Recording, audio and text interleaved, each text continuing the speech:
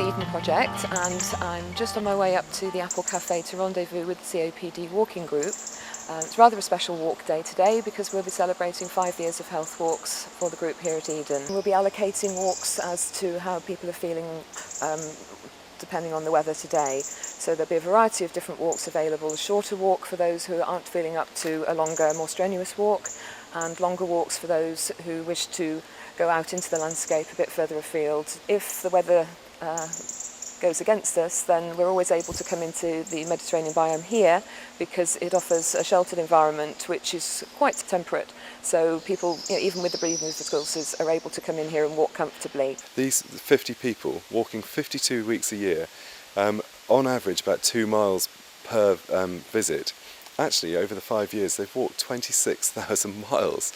That's the equivalent of walking around the world. It's this type of project that really confirms Eden's position in the local community, and it shows how people engage with the place.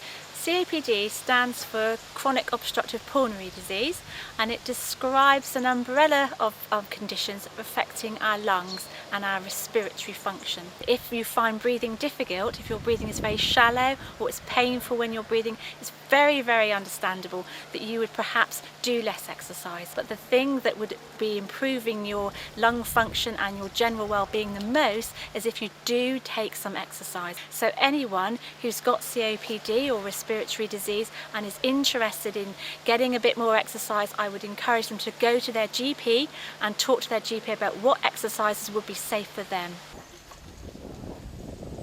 Well, I did a rehab course at the hospital, and then they said that they were starting this project down here, and did I want to come? And I said yes, I would. Well, I thought it would be nice to meet everybody that's got COPD. It's benefited Anne because when we first started, she could actually walk 20 yards.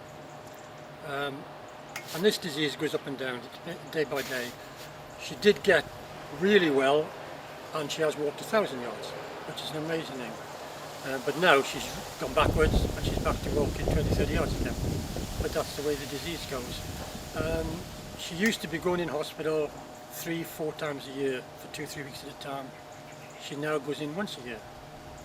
So that's a big saving to the NHS, and it's a big thing to her. But the answer is to get in with people who've got the disease as well, because you then have a group thing where people get together, they talk about the disease, they talk about the drugs they take, so they can learn about the disease and they feed off each other. I'm a carer for my husband, so I come to support him. We all suffer from the same thing. And we could understand each other's needs, so we say. And one supported the other. It's a lovely group, actually.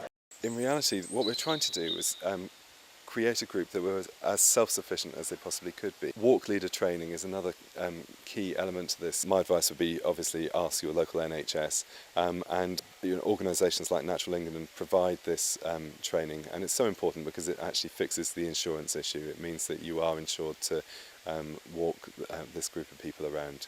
Because we've got the backing of Eden, everything's laid on for them. We just ask them to walk. The only problem is they spend too much time talking. They have breath for that. I said there's no need to be scared.